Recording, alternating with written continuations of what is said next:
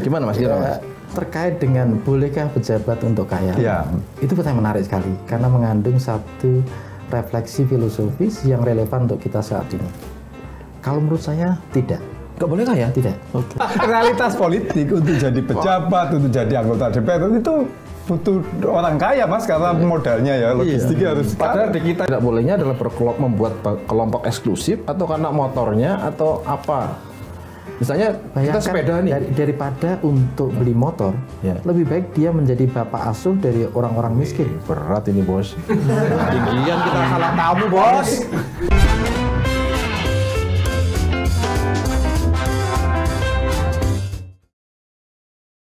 Ketemu lagi di Lanturan, obrolan yang banyak lanturnya. Dan mudah-mudahan kali ini lebih banyak relevannya. Amin. Amin. Mas Sukidi, apa kabar Mas? Alhamdulillah. Sehat. Biar kelihatan syuting aja kan. Dari udah ketemu gitu. Hari Mas sudah pamer kemewahan apa Mas hari ini Mas? Ini tren ini kan. Gus Im yang biasa pamer.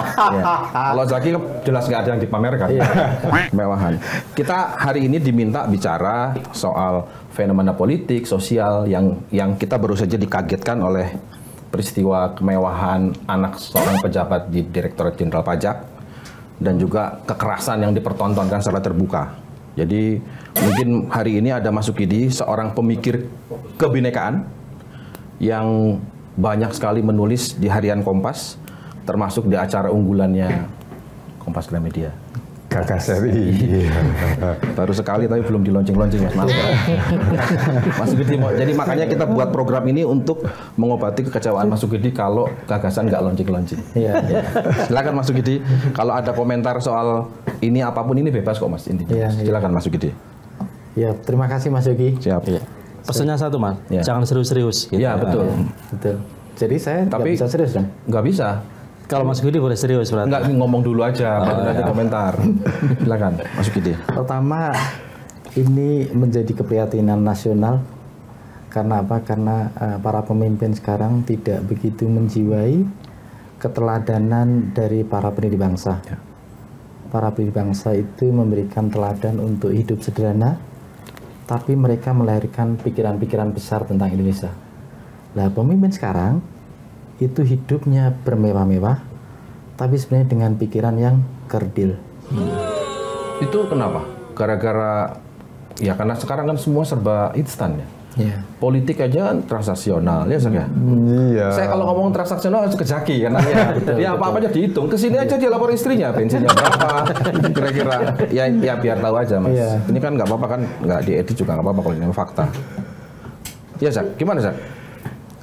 Aduh, ya kena lagi nih dari awal langsung kena. Ya, pasti Zaki mengira Gus Takim kan? Iya. Apa ya? Yang hari ini terjadi gitu Mas ya, dan seharian ini kan juga masih lama itu beritanya soal kemewahan dan segala macam. Saya nggak tahu apa langsung ada hubungan langsung antara pemimpin dan kemewahan tadi itu. Langsung begitu, artinya ini buah dari pemimpin yang begini gitu. Atau gimana Mas Gidi sebetulnya? Apakah itu instan begitu?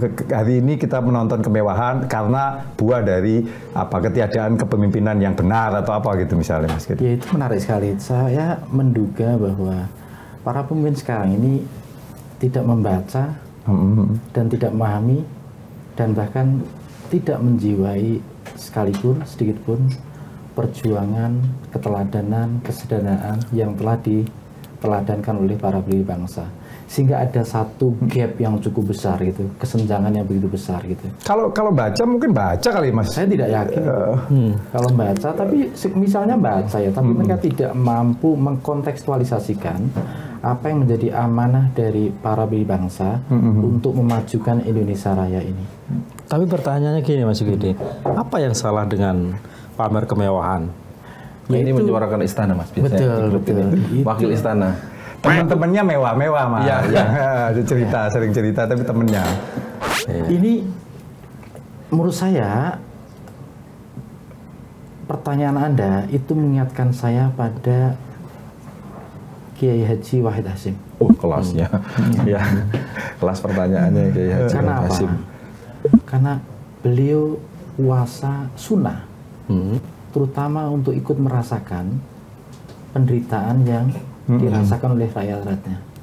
Dengan berpuasa dia merasakan kelaparan, kemiskinan, hidup yang susah. Jadi itu bentuk empati. Dan secara moral, kemewahan yang dipertontonkan di tengah kemelaratan rakyatnya itu juga bentuk pengkhianatan moral. Bahwa mereka tidak punya empati terhadap penderitaan yang dirasakan oleh rakyatnya. Bayangkan Mas Gus Im ya, bayangkan. Sekarang kita punya kemiskinan 26 juta lebih yang ekstrim. Belum mayoritas masyarakat kita yang rentan miskin. Pantaskah kita secara moral untuk hidup dan mempertontonkan kemewahan di tengah masyarakat kita yang untuk hidup aja susah, untuk makan bergizi aja susah. Jadi maaf Mas, jadi yang tidak boleh itu kan mempertontonkan kemewahan pamer-pamernya kan. Kalau kayaknya boleh dong. Kayaknya masa boleh. pejabat nggak boleh kaya? Ya kan kasihan. Ya itu boleh juga, kaya kan? Enggak, Tapi mungkin itu pentingnya teladan kan. Pejabat boleh kaya, asal jelas dari mana sumbernya. Kemudian yang hari ini kita diskusikan adalah memamerkan karena soal sensitivitas kan. Itu loh. Ini juga seolah-olah kamu akan hidup selamanya. Persiapkan dirimu seolah-olah kamu akan mati besok kan gitu kan, ada itu kan.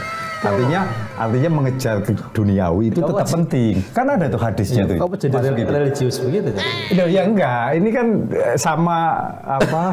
ya itu harus kalau, ada ininya kalau lah, orang harus ada tertekan di payungnya. rumah tangga di luar sana gitu. Sebenarnya tekanan batin.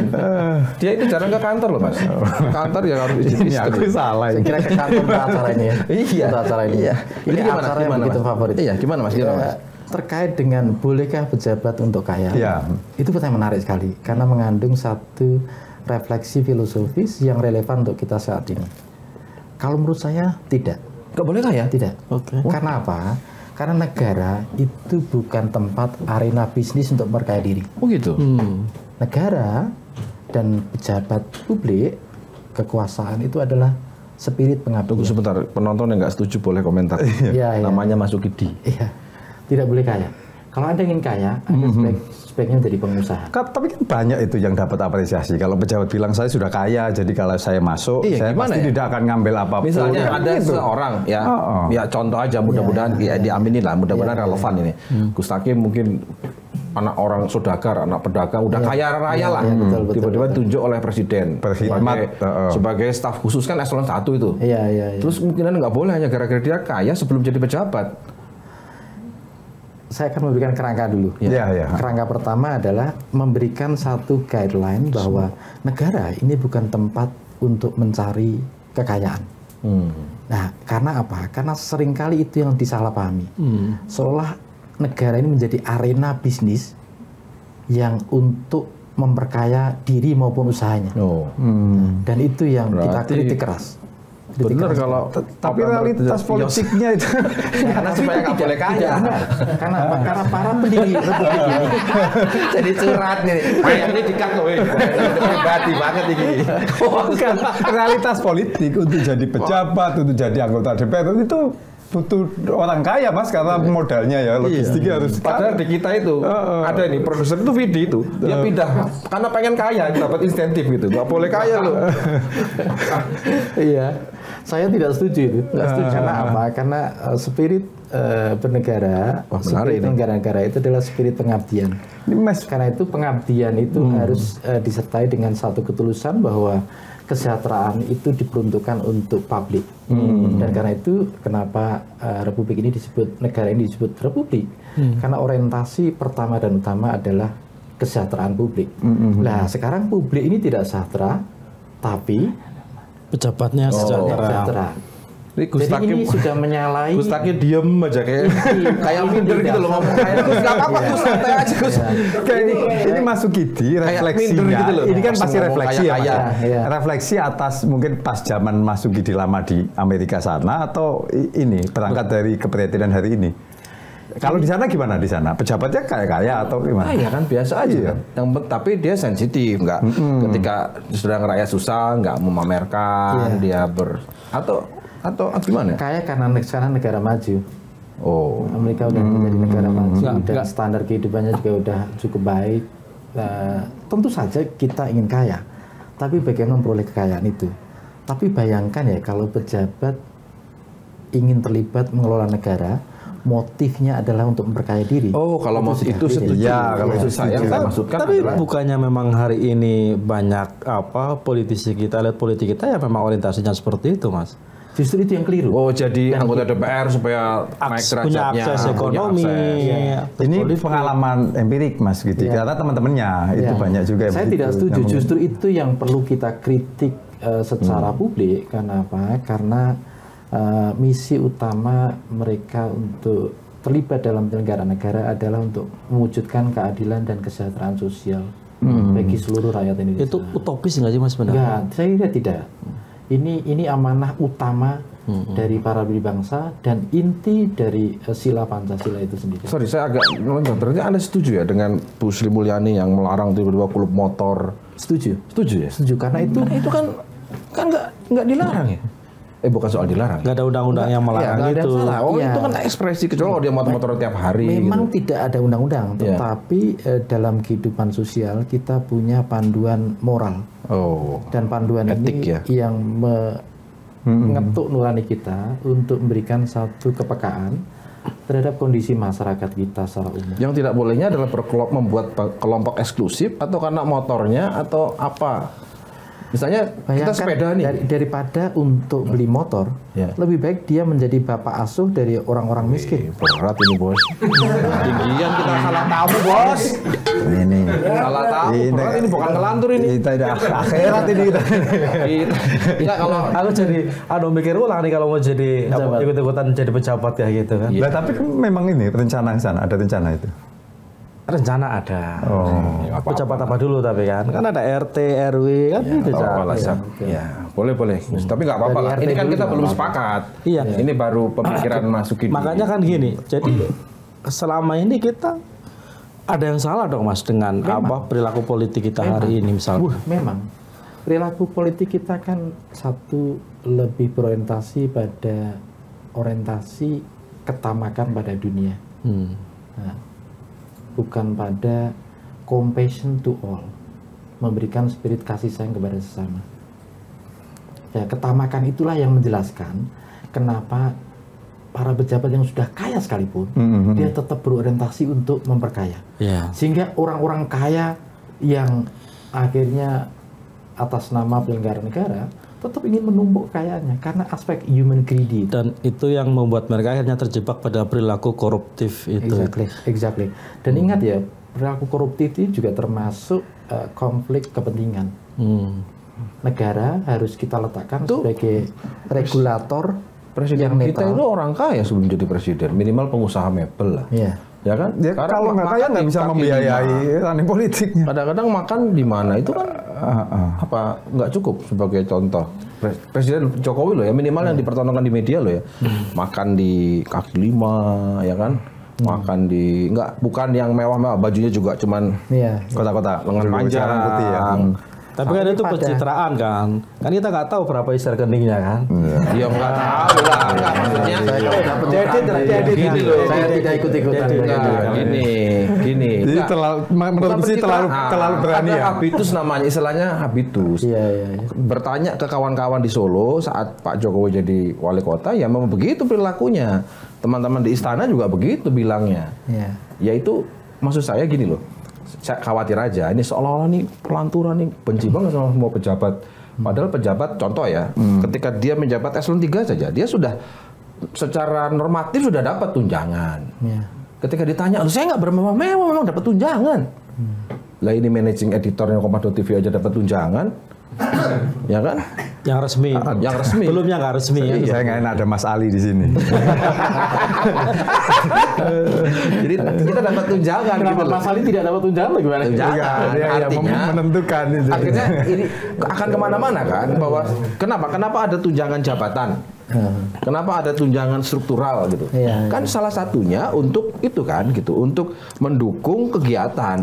Ada kayak saya misalnya Iya. dapat 500.000 Mas Iya. sebulan Iya. untuk kalau ada tamu ngasih makan. Berapa Mas? 500.000. 500.000. Tapi tadi saya makan kok bayar sendiri ya? Nanti reimburse saja Mas. Gampang. Biasa awal bulan baru cair Mas. Enggak, Memang gitu.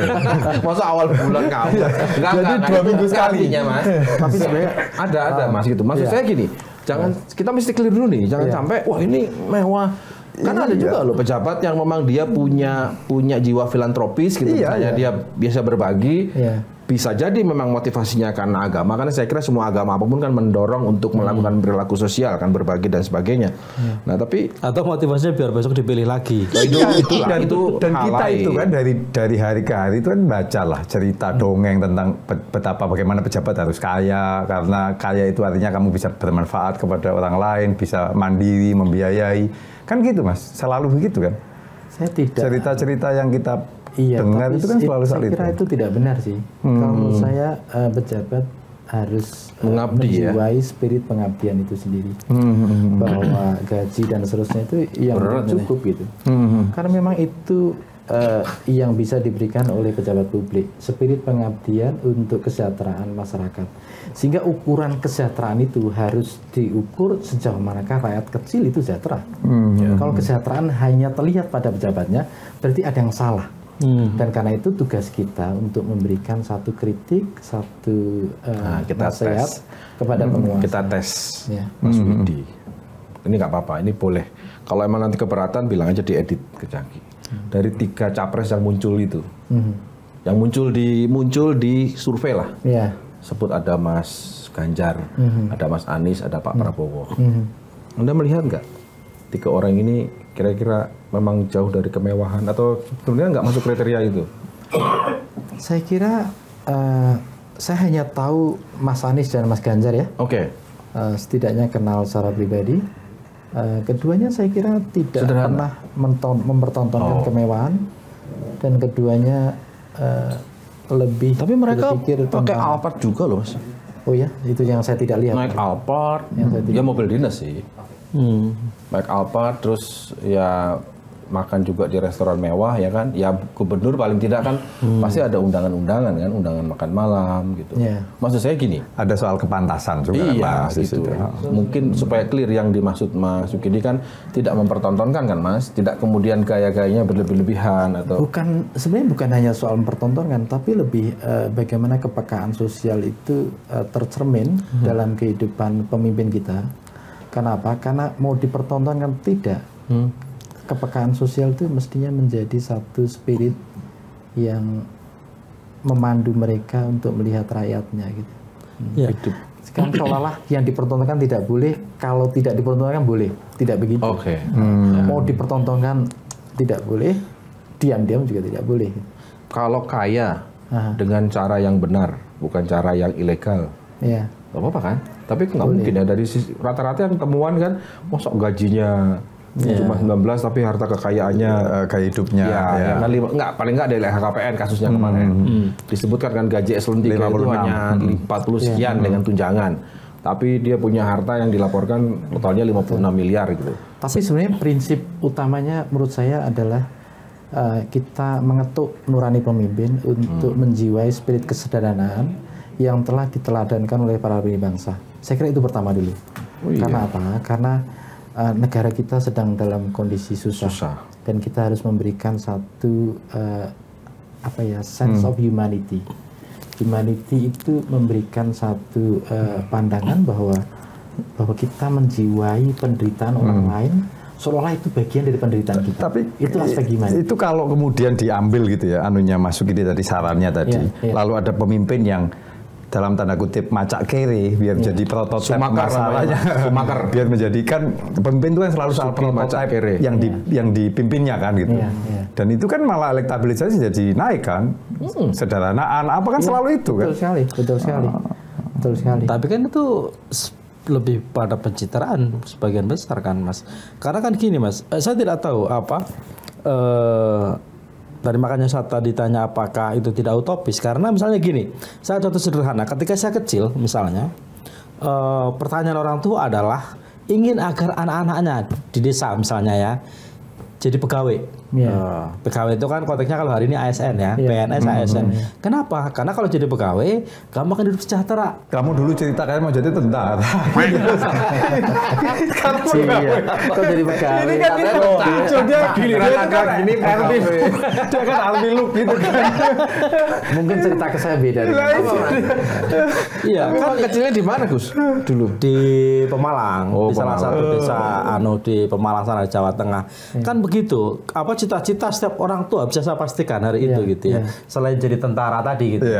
Itu kan jadi pegawai, jadi PNS lah, ASN. Tapi pesan orang tua itu sebenarnya kan soal kesejahteraan, Mas. Iya. Tapi yang terpenting adalah Indonesian Dream di mana hidup mereka lebih baik. Lebih baik. Nah, tapi kesejahteraan itu tentu saja penting. Hanya saja ada tidak aspek kepantasannya. Ini soal kepantasannya. Betul. Nggak, ini maksud saya ada. Berarti ada yang salah dong. Memang dengan bangsa ini. Bukan hanya ada, banyak yang salah. Banyak. Dan karena itu kita nggak merasa salah. Yang orang tua saya menyuruh saya jadi ASN dan saya nggak mau kan gitu. Kan sampai jurnalis sekarang. Lah saya kan bukan ASN. Iya betul, betul. Mau tentara Iya tapi jangan marah. Itu satu Mas. Itu satu. Kedua, seperti yang satu aja belum saya jawab. Kok udah dua itu? Ya biar sekalian jawabnya. Itu satu. Yang kedua, saya kira mungkin nggak semua. Kok masih ketawa dia tentara ya? Saya juga. Karena memang posturnya seperti tentara. Saya juga ya. Emang bener Gus. Kurang tinggi dikit. Oh, tapi bener ada cita-cita tentara bener. Oh bener itu. Bukan cita-cita sebenarnya sih. Ya kan nggak ada. Iya kan nggak ada. Ya dulu kan kalau nggak tentara, polisi. Iya kan dulu kan tentara bisa jadi apa saja Mas. Makanya hari ini Hakim kan di Banser juga aktif kan. Sebetulnya kan. Tapi saya jawab dulu yang pertama. Mau silakan.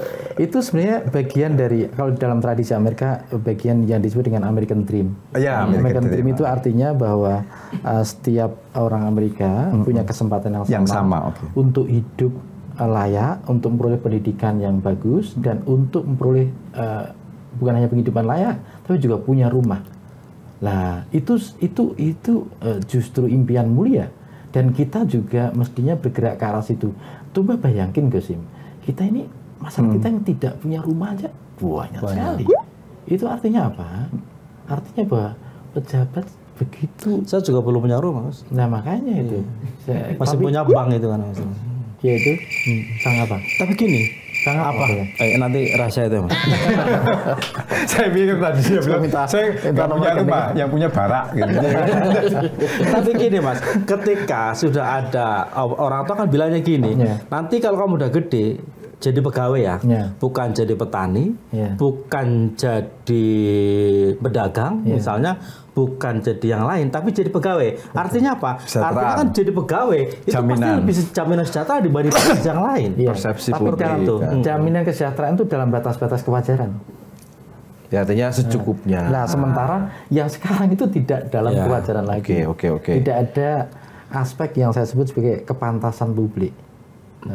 Nah, kita ini sudah melewati batas-batas kepantasan. Ini kan kira-kira tadi kita diskusi ya. Itu kan itu adalah sistem pemerintahan yang merupakan produk dari sistem politik kan. Iya kan? Artinya kalau kita mau ceknya, apapun harus melihatnya adalah mulainya ini kan dari pemilu ya kan. Nah, pemilu ini kalau hanya dilihat dari sisi regularitas, dari sisi pelaksanaan, rapi, logistiknya, rapi, profesional. Dari sisinya Mas Gidi itu ya nggak cukup gitu. Nggak cukup. Hanya problemnya mungkin ya diterapkan. Rasanya artinya gimana? Dari mana kita masuknya? Contoh misalnya, seorang calon wakil presiden, terang-terangan, salah satu kriteria cawapresnya adalah yang bisa berkontribusi secara logistik. Kenapa? Karena memang pemilu di Indonesia mahal kan. Siapa itu? Ya enggak lah, ya nggak usah disebut nama lah. Mas Gede kenal kan. Dan mungkin semua kontestan juga begitu. Lo nggak artinya bahwa itu sudah sangat kuat itu untuk maju lurah aja. Harus punya logistik. Sampai ada isu visi penting tapi gizi jauh lebih penting gitu. Bagaimana ya kita bisa masuk ke sana, Mas? Itu realitas politik kita kok ya. Ini. Maksud saya gini, kita tentu tidak sedang menegasikan demokrasi. Betul. Kita pasti semuanya ingin bahwa ini dipertahankan, bahwa pemimpin siapapun di berbagai tingkatan akan masuk melalui model demokrasi yang terbuka gitu. Tapi kan bahwa kemudian hasilnya sekarang ada yang mewah, karena hampir semua lah, nggak menyebut, saya mau mengklarifikasi, tidak semua juga anggota DPR berumah mewah, nggak juga, tapi ada di antaranya dan publik sudah tahu, kira-kira begitu kan. Jadi, nah kalau mau masuk dari sistem pemilu yang mana gitu? Contoh, Budiman Sujatmiko, anggota DPR kan? Dulunya dia di jalan. Di jalan.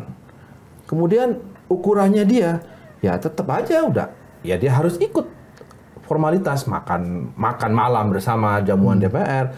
Kan nggak mungkin dia meninggalkan itu. Contoh saja sih yang paling sederhana. Nah, kita menerapkannya seperti apa gitu. Gus Takim misalnya, dia mau nggak mau kan setiap satu meja ikut makan mewah di ruang VIP sama tamu. Ya kan waktu gagas RI dapat makan kan Mas, ada jamuan kan? Mewah. Tapi itu sederhana itu sederhana. Oh sederhana itu. Nah, karena masih dilihat yang di atas. Padahal itu ngajuin tuh memonya banyak banget itu. Masih sederhana. Tapi jangan-jangan memang yang saya karena sederhana saya makannya di rumah aja. Oh, ini penting nih. Ya, karena di rumah lebih sederhana. Oh iya. Enggak, artinya saya mau menyampaikan bahwa hal yang seperti itu sudah ada di mana-mana. Iya. Kita datang ke tingkat 2 di kabupaten, datang ke provinsi, sudah ada standar ini ya. Pejabat, lurah aja kadang-kadang datang, itu RT itu udah nyiapin rapat, ada jamuannya dan sebagainya. Ini kan sudah jadi budaya gitu. Karena itu seringkali penyimpangan moral itu umum terjadi, tapi karena sudah menjadi kebiasaan sehingga dianggap kewajaran. Nah, karena itu saya kira ini tugas kita. Dari mana kita mulai? Paling enak. Mengurai itu loh Mas. Mengurainya adalah dari saya kira stop money politik. Saya kira itu harus ditunjukkan keteladanan untuk mengakhiri politik uang. Money politik. Kalah Mas. Karena apa? Ini lama-lama Mas Mustaqim. Iya, udah ke bawah. Saya kira banyak berkawan. ini bukan soal kemenangannya sebenarnya. Ini soal bagaimana memberikan satu keteladanan. Kalau bisa nanti putaran kedua jangan juga dibantah juga. Khawatirnya Mas Gede keluar. Cabut. Iya. Khawatir saya nggak mau diundang di divisi kedua. Saya kebetulan punya teman juga tuh. Dia tanding di pileg segala macam, habis banyak, kalah. Suatu saat ke rumah lah, sholat apa gitu. Ya, bagus lah. Kenapa kamu? Dia cuma ngomen gini Mas, rakyat penipu. Rakyat penipu. Gimana? Artinya dia marah ke rakyat gitu. Dia sudah kasih uang, bilang pilih, ternyata pilih yang lebih banyak uangnya. Kita barusan nyalain pemimpin, dia nyalain rakyat, berani sekali. Saya nggak berani saya nggak berani. Saya tadi kan jagain perasaan Gus Takim yang rakyat semuanya tanding gitu. Rakyat itu hidupnya susah Mas. Sudah ada tambahin label itu loh. Enggak, tapi maksudnya Zaki kira-kira money politik itu tidak hanya dimulai dari elit, tapi juga masyarakat juga. Karena kan kalau nggak ada yang menerima nggak mungkin ada money politik ya.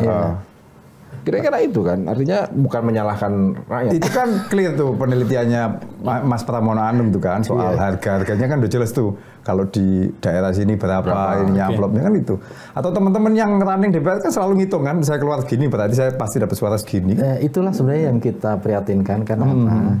Karena proses politik tidak lagi menjadi pertarungan gagasan tentang Indonesia yang dicita-citakan oleh para lebih bangsa, tapi lebih pertarungan uang gitu. Politik liberal ini ya? Iya, politik, terserah mau liberal atau tidak liberal, saya tidak ingin mengatakan itu ya. Tapi ingatkan bahwa proses politik itu adalah ikhtiar bersama untuk menata republik ini. Bukan untuk meraih kekuasaan. Tentu saja meraih kekuasaan. Tapi definisi normatifnya politik kan untuk meraih kekuasaan. Demi kebaikan bersama, demi kemaslahatan bersama. Tapi bayangin ya, kalau proses-proses politik itu mencidrai norma, mencidrai kepribadian bangsa kita, mencidrai kemaslahatan bersama, saya kira hasilnya akhirnya ya para pemimpin pada ditangkap KPK. Tapi gini Mas, ya itu tadi mungkin ngelanjutin Gus Takim tadi soal utopis nggak utopis ya. Anda bayangkan kalau misalnya kita maju gitu ya, jadi caleg atau apa gitu, Lalu kita ngomong soal gagasan, soal ini. Sementara realitasnya beberapa kasus kan mereka dicoblos hanya karena balihonya lebih cantik. Misalkan ada tuh ada kasus kan itu kan. Artis itu kenapa ada fenomena gitu artis kan gitu kan. Jadi kadang-kadang di bawah itu juga, dan itu kan ada itu siapa tuh yang cerita itu, Kahneman kalau nggak salah ya. Daniel Kahneman yang cerita bahwa manusia itu sebetulnya punya motorik ya, yang ketika memutuskan sesuatu, Mas, itu cuman ya terstimul, ya, jadi dia tuh nggak nginget banyak hal lah. Ketika milih pemimpin itu ya cuman ini ganteng apa enggak gitu aja kan sebetulnya. Artinya nature-nya manusia, nature kita itu jangan-jangan begitu, Mas, dan itu kan sulit. Gitu. Saya tidak setuju itu. Tidak setuju. Saya kira kita harus terlibat dalam rekayasa sosial untuk mendidik masyarakat kita untuk memilih pemimpin yang memang berorientasi pada gagasan Republik Indonesia untuk Indonesia emas, Indonesia yang lebih baik gitu. Saya kira saya memahami bahwa apa yang disampaikan Gus itu realitas politik ya itu. Realitas politik. Tapi kita tidak boleh terbuai dengan realitas politik yang banyak sekali penyimpangan moral di situ. Justru kita harus melakukan intervensi bahwa itu penyimpangan moral, money politik itu adalah haram, dan karena itu kita didik masyarakat untuk memilih pemimpin yang berorientasi pada gagasan. Jadi yang didik masyarakatnya, bukan pemimpinnya, calon pemimpinnya. Ya, tugas kita bersama untuk mendidik. Dengan diri kita sendiri. Ini Gus Hakim kan punya banyak program itu. Masuk ide itu juga salah satunya mungkin ya. Terus lebih banyak itu. Satu meja dua arah gitu. Jadi ini Gus Im ya, ini bukan soal utopia. Bayangkan mewujudkan keadilan sosial itu memang impian para lebih bangsa. Tapi ini harus kita wujudkan bersama. Ini kita agak enak juga. Dia cita-citanya mau masuk DPR. Ya, kelihatannya terus setelah 2024. Iya, 2024 dia masuk ke istana sebagai stafsus. Saya kelihatan sedih gara-gara. Menurut sih nggak apa-apa sih. Dua kali. Iya. Jadi batal jadi tentara. Saya udah batal jadi tentara. Mas, ya maksudnya nggak ada diskon gitu lah, Mas. Khusus buat jurnalis boleh lah. Iya. Saya udah masuk ini ke sini jadi narasumber. Bukan ikut berkomplot untuk bully saya. Enggak, kita tidak membuli sama sekali. Tapi wajar. Ini mengingatkan. Gini, wajar kalau lihat lingkaran pergaulannya Gus Hakim kan, betul. Dia ingin jadi anggota DPR, dia ingin jadi eselon 1 ya karena kan sehari-harinya kan berkaitan dengan itu. Paparan kalau di komunikasinya itu duit yang banyak. Yang saya nggak tahu kalau nggak sejahtera. Saya ini kenal inilah. Nggak lah dia hanya ingin ini soal kelas saja kan. Ya ingin eksis gitu loh. Sekarang Mas Sukidi memberikan banyak masukan bahwa nggak boleh kaya, itu harus berat juga, Mas. Saya kira kalau kamu kaya Gus Im ya, jadi pengusaha. Lanjut mas. Topi aja baru, Mas. Di Blok M. Belinya di Blok M. Enggak, tapi itu artinya PR kita ngeri sekali, Mas. Jangan-jangan memang ngeri. Kita punya optimisme 2024 ada pemilu. Tapi ternyata kalau lihat tadi kayaknya nggak bakal hasilin apa-apa. Kenapa gitu. Saya selalu kayak kemarin di episode pertama kan, kita bilang nggak apa-apa lah. Hari ini yang kita butuhkan adalah partisipasi. Anak-anak muda yang kita sebut memang sangat apatis itu nggak apa-apa deh, jangan dulu dikasih yang berat-berat misalnya. Pokoknya dia nimbrung aja dulu di sini, dia nimbrung, dia mau punya pilihan A, B, C, D, dia mau dan sebagainya, komentar dia apa menurut saya ya. Tapi begitu hari ini Mas Sukidi memberitahukan bahwa harus ada yang lebih ideologi, substansi. Orang tuh mikir gini, jadi pemilih itu kayak harus kuliah di sospol dulu gitu biar paham gitu loh Mas gitu. Jadi berat nggak itu nanti? Ini calon tentara bentar. Iya, karena apa yang mengapa saya tanya apakah itu utopis atau tidak? Karena memang sekian tahun saya tidak berbicara zaman kemerdekaan ya. Tapi kalau kita bicara misalnya hari ini misalnya. Masa ini. Nanti disambungin kemerdekaan, perjuangan. Saya khawatir bahwa Anda tidak bicara kemerdekaan karena memang tidak menjiwai spirit kemerdekaan. Artinya nyambung kan? Kenapa dia memberikan ilustrasinya kemerdekaan kan? Contoh ya karena mau jadi tentara itu. Iya, betul. Karena kan sehari sudah sekian lama, sekian pemilu, praktek politik seperti itu yang terjadi di negeri ini, Mas. Bahwa ketika orang ingin jadi anggota DPR, itu ya karena memang itu satu hal. Tapi hal lain adalah ya karena memang dia ingin punya kekayaan lebih, punya kekuasaan. Yang kekuasaan itu dia pakai misalnya untuk mendapatkan kekayaannya lebih banyak atau minimal menjaga bisnisnya misalnya, akses ekonominya misalnya seperti itu. Nah, untuk itu kan sering terjadi mereka harus mengeluarkan uang juga. Uang itulah yang pada akhirnya harus mereka kembalikan ketika mereka menjabat, kan seperti itu. Ya, itu berangkat dari kenyataan yang memang tidak bisa dipungkiri. Tidak menafikan itu. Tetapi ingat ya, Obama itu sekitar tahun 2004 atau 2005 di konvensi Partai Demokrat di Boston. Dan dia bukan dari kalangan aristokrat, bukan dari kalangan konglomerat, bukan dari kalangan kelas atas Amerika, sama sekali bukan. Tapi dari seorang yang betul-betul dari bawah dan memberikan satu pidato bahwa tidak ada Amerika liberal, tidak ada Amerika konservatif. Yang ada hanya persatuan Amerika. Pidato itulah yang banyak ilmuwan politik Amerika disebut sebagai satu turning point dalam karir politik Obama. Dia tidak berpikir tentang uang, tapi berpikir tentang ide besar tentang persatuan Amerika yang memang sudah mengalami satu proses pembelahan sosial yang berlangsung lama. Dan karena itu kemenangan Obama adalah kemenangan rakyat Amerika, karena banyak sekali orang Republik mendukung Obama, Demokrat apalagi. Nah, kita kehilangan pemimpin yang bisa mempersatukan seluruh rakyat. Apa itu yang transformatif itu ya? Dengan kekuatan ide.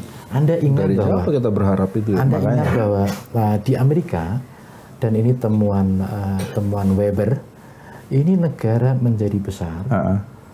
Antara lain kata Weber, ada tradisi yang diasosiasikan pada tradisi Calvinism. Ya, tapi Amerika perlu sudah 200 tahun Mas ketemu demokrasi. Itu lebih dari itu. Tapi yang menarik dari Calvinism ini adalah orang-orang Calvinis tidak mengetahui apakah mereka nanti masuk dalam kelompok yang terselamatkan atau kelompok yang terkutuk. Karena Tuhan dalam tradisi Calvinis begitu transenden. Nah, bagaimana orang Calvinis tahu bahwa mereka nanti akan menjadi kelompok yang terselamatkan dan karena itu masuk surga adalah dengan kerja keras. Dan sukses di dunia sini, kata pendiri Amerika, Benjamin Franklin, adalah tanda Tuhan memberkati dia. Dan karena itu masuk surga. Ya. Nah, itu menjadi satu kekuatan di Amerika yang ditemukan. Jadi kalau dia orang kaya masuk surga. Ada tradisi Calvinis yang berorientasi pada kerja keras, keselamatan, yang akhirnya berorientasi pada spirit kapitalisme itu sendiri. Jadi ada koneksi antara agama dan kesuksesan di dunia sini. Enggak, Anda itu kan lama di situ Mas, di negara mbahnya kapitalisme gitu lah kira-kira. Tapi kemudian datang ke Indonesia dengan tiba-tiba ngomong soal bahwa kemewahan itu bukan kita, itu piye Mas ceritanya bisa jadi kayak gitu Mas? Kemewahan yang diperoleh dengan cara yang tidak wajar, itu yang kita protes.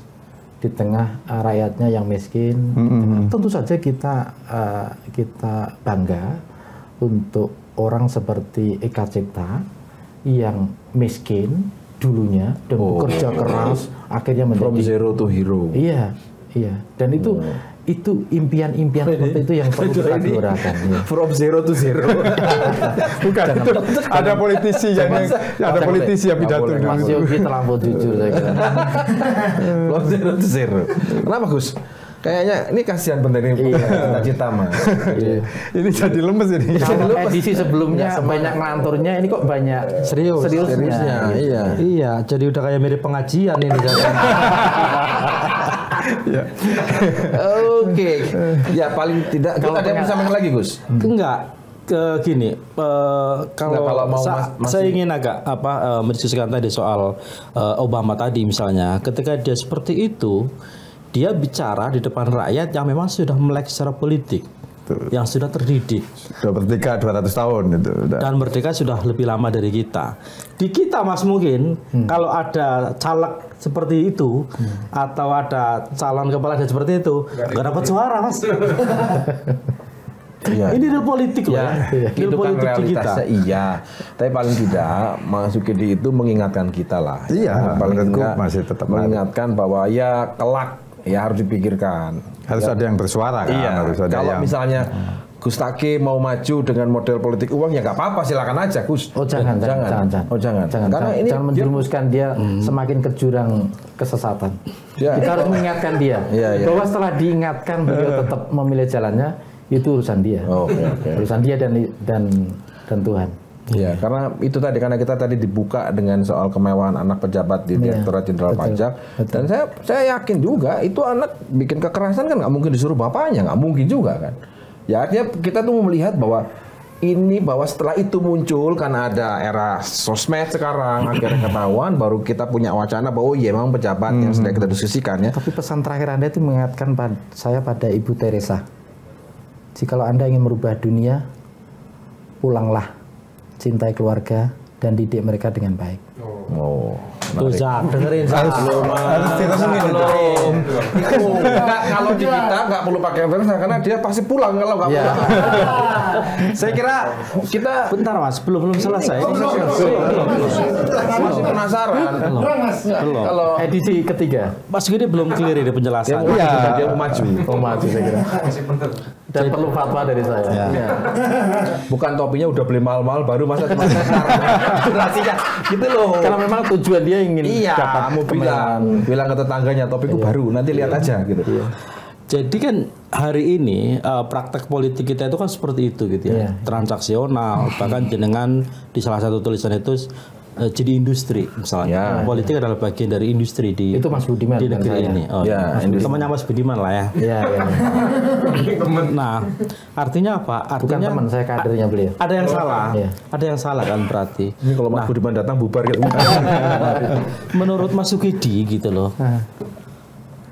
Apa yang harus dilakukan misalnya untuk memperbaiki itu semua misalnya? Tadi Zaki nyalain rakyatnya kan, rakyatnya penipu temennya temennya penipu, bukan Zakinya Mas. Tapi di satu sih, temennya Zaki ya, sorry. Khawatir rakyat langsung mendimur tadi. Tapi kan kita ingat itu kan yang lurah nggak jadi, kepala desa nggak jadi, terus dia mintain lagi amplopnya itu kan. Banyak di beberapa kemudian daerah. Ketok lagi rumahnya dimintain uangnya. Ada yang rumahnya dirobohin kan, yang dikasih jalannya ditutup. Itu praktek politik kita dalam skala mikro. Yang saya hakul yakin itu juga terjadi di level yang lebih besar, di level entah kabupaten, provinsi, bahkan mungkin di level bangsa ini gitu loh. Artinya kan ini sudah akut Mas gitu loh, praktek politik seperti ini gitu loh. Yang menurut jenengan, menurut Mas Sukidi itu sebenarnya tidak sesuai dengan spirit atau apa istilahnya tuh ya, politik itu gitu loh. Nah, menurut Mas Sukidi apa yang kira-kira harus kita lakukan untuk memperbaiki itu semua dan dari mana? Mungkin Mas Sukidi juga nggak tahu, Gus jangan dipaksa. Ada pulang balik nggak tahu, dia tahu. Ya kalau Mas Sukidi nggak tahu tinggal jawab. Sebenarnya tahu. Cuma kamu ngomong nggak tahu masuk PSD. Semula sebenarnya tahu, tapi setelah diberitahu nggak tahu.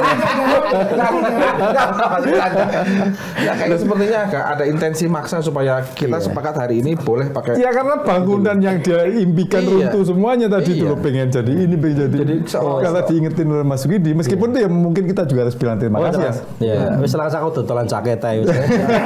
Barangkali salah satu usul saya adalah pembiayaan partai politik perlu dipikirkan untuk dibiayai oleh negara. Sekarang kan satu suara 1.000 ya? Iya. 1.000 sebetulnya juga nggak baik gini loh Mas. Sehingga dulu saya sama Yogi bikin namanya Demokrasi Kursi 2014 S itu ya demokrasi S itu dolar. Cara dia promosi itu halus. Jadi sebetulnya pemilu demokrasi kursi itu kita itu juga sudah ingin menunjukkan Mas. Dulu saya punya program ini loh Mas. Betul. Nggak cuma Gus Takim, 2 arah sama 1 meja. Iya. Lanjut. Takim aja. Itu Mas, jadi keprihatinan soal money politik segala macam itu pasti kita sudah lama kan Mas Yogi ya, dan kita juga sering bikin kan. Paling tidak inilah maksudnya Mas Sukidi adalah kita jangan berhenti untuk meributkan soal ini. Lalu soal itu loh Mas, soal apa pembiayaan pemilu itu kan juga masih kalau mau fair gitu ya, itu masih banyak gray area. Misalnya apa? Nggak boleh kampanye. nanti ini untuk kriteria kampanye itu kan logo, nomor urut, citra diri dihilangin itu. Pembiayaan politik negara itu insentif buat partai politik maksudnya? Bukan kan? Kampanye dibiayai negara. Ya ada, iya dibiayai negara. Artinya termasuk satu suara kan sekarang sudah terjadi kan peraturannya kan. Satu suara dihargai 1.000. Partai politik yang memperoleh paling besar dia paling besar dapat nilai rupiahnya. Tapi ada diskusi begini ya terkait perilaku korup pejabat ya. Apakah yang namanya insentif sampai berapapun nggak akan menghentikan perilaku koruptif itu, karena memang backgroundnya bukan di situ gitu. Jadi contoh Kementerian Keuangan ini kan termasuk yang baik dalam hal numerasi. Iya paling bagus. Ya, kan? Tapi hari ini kita dipertontonkan itu setidaknya di satu eselon 3 itu ya. Gitu. Artinya saya juga nggak yakin kalau misalnya itu pembiayaan diambil alih dan oleh negara, tapi kemudian perilaku itu langsung hilang begitu saja gitu. Biasanya optimis, kali ini pesimis banget. Ya tadi pura-pura mas, sebenarnya ini jujur. Ini jujur saya kira betul. Saya kira pertama bahwa memang bangsa ini mengalami satu karakter yang memang lemah. Jadi kita bukan bangsa yang tumbuh secara karakter, secara moral yang kuat itu, sehingga sikap permisif terhadap korupsi itu merajalela di mana-mana. Dan karena itu kalau kenyataan-kenyataan yang tidak menyenangkan ini dibiarkan untuk terus berjalan, saya kira itu akan merusak arah bangsa ini. Dan kemajuan kita itu udah begitu lambat loh prosesnya dibanding Korea yang begitu cepat, tetangga kita Singapura yang luar biasa majunya. Sementara kita ini begitu lambat, terutama karena kita tidak tumbuh sebagai bangsa yang kuat secara moral, yang pemimpin yang bisa menunda kesenangan untuk kemajuan Indonesia. Pemimpin yang banyak berjiwa kerdil, kata Bung Hatta, yang lebih sibuk untuk berpikir tentang diri sendiri ketimbang berpikir besar untuk rakyatnya. Dan karena itu saya kira kita perlu mengingatkan kepada semuanya, terutama pada para pemimpin untuk berkhidmat sepenuhnya pada bangsa ini, pada kemajuan Indonesia. Jadi serius ya? Iya. Saya kira sebelum terlalu jauh seriusnya saya akhiri aja. Iya betul. Belum mas, bentar belum. Inilah. Gak apa-apa, biarin aja ngomong nanti diedit. Biar. Belum. Itu kan saya baru jadi konsultan politik dia saya kira. Oh iya, ini masih baru satu mas. Pembiayaan politik dan itu terbukti nggak efektif.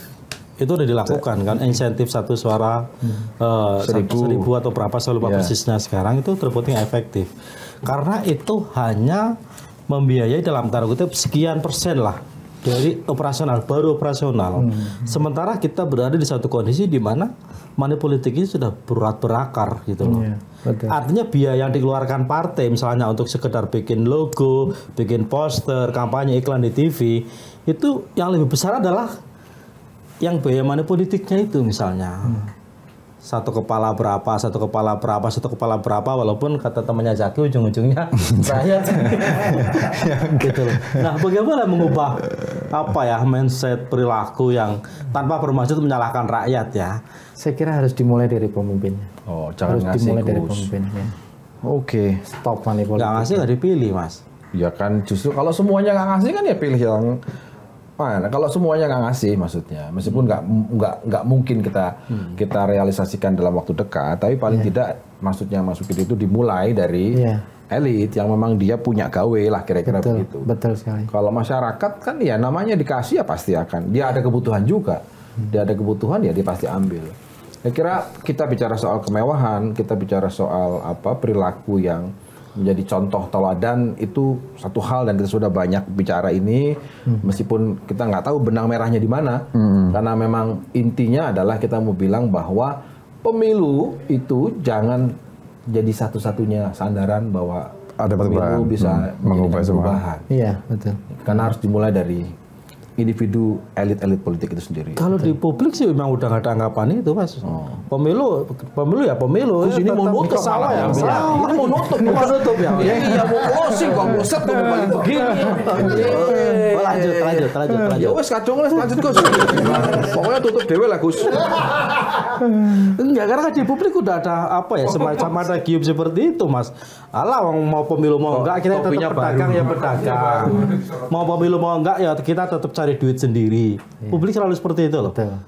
Dan ini realitas politik dia bawa seperti itu gitu loh. Jadi ya saya tidak ingin mengatakan mereka abai, tapi mereka tidak merasa bahwa pemilu itu bisa mengubah nasib mereka gitu loh. Itulah mengapa akhirnya mereka pikir udah daripada nggak dapat apa-apa, ya udah dikasih duit, dikasih amplop ya diterima. Minimal dapat itu gitu loh. Pragmatisnya aja. Jadi pragmatisme dan oportunisme politik itu tidak hanya terjadi di level elit, tapi juga di level masyarakat itu juga terjadi. Mas Yogi bayangin nggak kalau Mas Takim ini duduk di DPR ya dengan gaya tadi itu ngomongin aku tadi membayangkan. Maksudnya gini loh. Maksudnya sebetulnya saya bukan ada harapan. Dia sudah jadi anggota DPR. Enggak. Sebetulnya stylenya ya. Ada harapan. Kalau saya Mas Yogi duduk di sini dia lihat bagaimana cara dia.